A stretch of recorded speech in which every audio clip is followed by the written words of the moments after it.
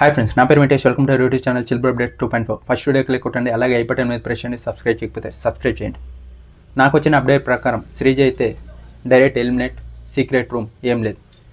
Sreeja elimination అయితే ఖచ్చితంగా unfair. Oats అయితే చాలా బాగా పడ్డాయి. 100లో ఒక ఇద్దరు కామెంట్ పెట్టారు, నీకెలా తెలుసు ఓటు శ్రీజకి ఎందుకు పడ్డాయి అని.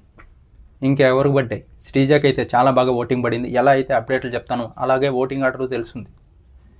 ఇంకొచ్చేసి కళ్యాణ్ లాస్ట్ 2 డేస్ అయితే నామినేషన్లో లేడు, శ్రీజాకే పడ్డాయి ఓట్స్. అవన్నీ ఎక్కడ పోయాయి? ఓటు వచ్చేసి ఓట్స్ పరంగా కానీ లేకుంటే ఆ వైల్డ్ కార్డ్స్ పరంగా కానీ శ్రీజాని ఎలిమినేట్ చేస్తే ఖచ్చితంగా అది అన్ఫెయిర్. స్ట్రాంగ్ కంటెస్టెంట్ ఖచ్చితంగా గట్టి పోటీ ఇస్తుంది ఉన్న కంటెస్టెంట్లందరికీ. ఒక్క నోరు ఉందని బ్యాట్ చేస్తే కుదరదు. గేమ్స్ పరంగా చూడాలి. మాటకు వస్తే ఒకటే చెప్తారు, నోరు సరిగ్గా లేదు అని. అది కూడా అయితే ఈ 2 వారాలు అయితే చాలా బాగా తగ్గించుకునింది, అందరితో కలుస్తుంది.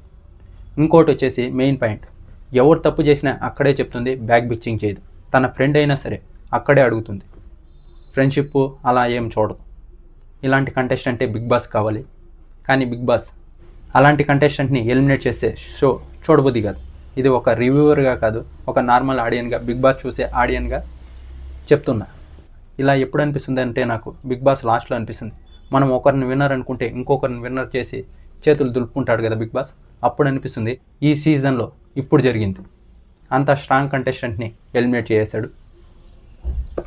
ఇంకొకటి అయితే నాకు తెలిసింది అప్డేట్ ఏంటంటే, రీతుని సంజనా గారిని ఓటింగ్ పరంగా సేవ్ చేశారంట. సంజనా గారు అయితే ఓకే, రీతుని కనుక ఓటింగ్ పరంగా సేవ్ చేసి ఉంటే ఎపిసోడ్లో చూసిన తర్వాత ఇంకొంచెం అయినాక అప్డేట్లు అన్నీ వస్తాయి ఎలా ఏమి అని అప్పుడు మాట్లాడుకుందాం.